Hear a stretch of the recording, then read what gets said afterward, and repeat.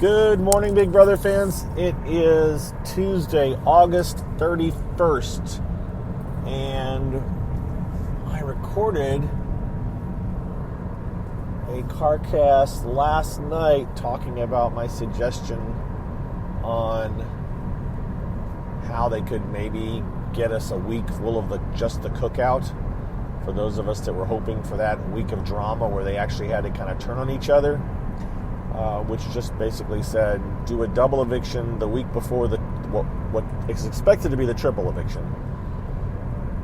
That would get you to 6, and then instead of doing a triple eviction in the 2-hour special, you just do a double eviction over the course of 2 hours. That would give you 2 double evictions 2 weeks in a row, but it would also get you, between the 2 double evictions, it would get you 1 week of most likely, just a cookout alliance, which again, some of us have been hoping for. Don't know if it happened, don't know if there's any chance, but if they pull something like that off, that'd be at least somewhat redeeming on what has turned out to be a kind of monotonous season. It's not a bad season, it's just been predictable in some ways, much to the credit of the cookout, and it is what it is. So what has gone on? Well, predictably, the power veto was yesterday, and as we thought was going to happen, Hannah did save Xavier, because Xavier was the penalty nomination from the week before when he got that penalty during his winning of the power veto. He was not considered a nomination by the head of household. There was no need to replace somebody, so it just means that now it is just Sarah Beth and Kylan that are nominated, and they're going to vote out Sarah Beth on Thursday. And at least the cookout knows that. I'm pretty sure Claire knows that. And I think probably Alyssa kind of surmises that as well. But Sarah Beth doesn't seem to be completely, she seems to think that Kylan may be going. So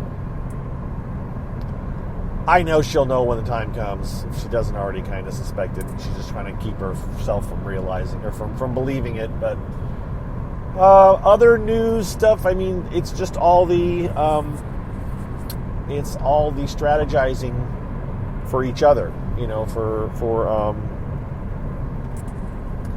It's just all the end game playing going on, and trying to figure out who they're going to align with each other. I guess yesterday Hannah proposed a 3-way alliance with Xavier and Alyssa. Xavier and Hannah both know that's not happening, so, Hannah's just doing it to, I would think, to kind of garner some favor with Alyssa, so that when she gets voted out, she thinks that Hannah was kind of willing to work with her, and maybe she, throws a vote her way if she makes it to the finals. I did rank my players yesterday as who I think should, order of winning. Now, it's not, to be clear, this is not who's going to win. This is not who will be at the end. This is, if you have these, this is the order that you give me the final 2, and I'll tell you who I think probably will win or should win.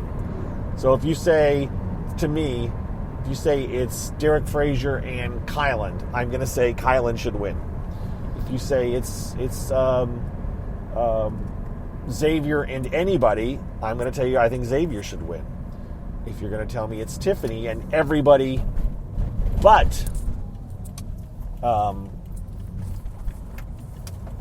Xavier, I'm going to tell you that Tiffany should win.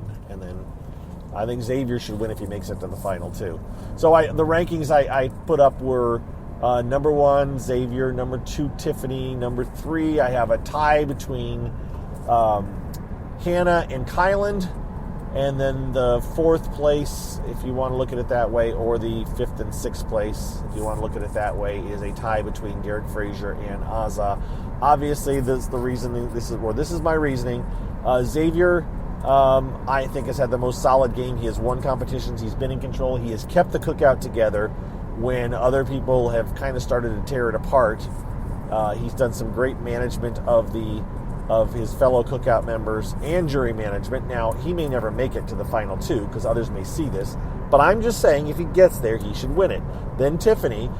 Tiffany had done a really good job, but she had some mental lapses and some issues with her, temper and just some of the stuff that she did doesn't quite sit as well with me as Xavier. So while I think she's done a great job, and yes, she was kind of one of the main people that put this cookout alliance, this plan to have the duos and everything together, great. I don't know if she can A, sell herself to that extent, or B, if people are necessarily going to vote for her against Tyler.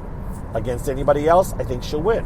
This is the reason I came up with this list. It's not who should win or however you feel. I'm saying who I think would win in the given situations.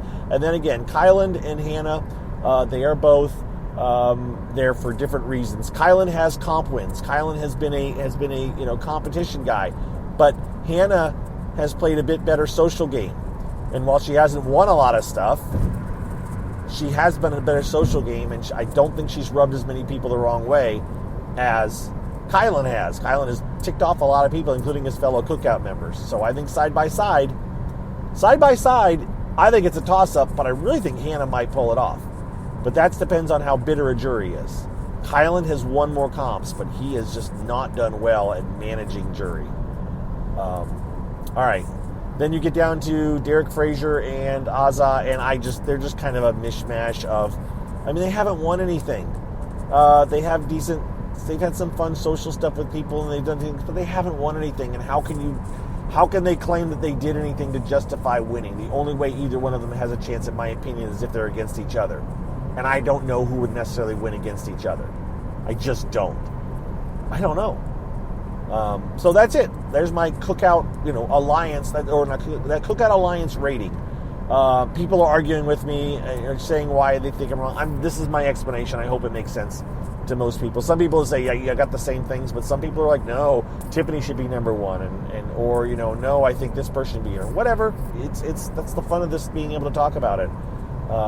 So that's what I got on that. And then other than that, today, I don't think anything exciting is going to happen today. Oh, there was a moment yesterday afternoon, after the Power Veto meeting, I think, where apparently, and we only know this because Xavier's the one that talked about it, but apparently Alyssa said something to Claire about how she's going to be the only white person left in the house. Now, again, for dummy me, I'm like, when you talk about, Alyssa considers herself, she's Latin, she's Puerto Rican, and so she's a person of color when you go down the list of checking the boxes on where people rank themselves. So yes, technically Claire is the only white person left in the house, and will be once Sarah Beth is gone.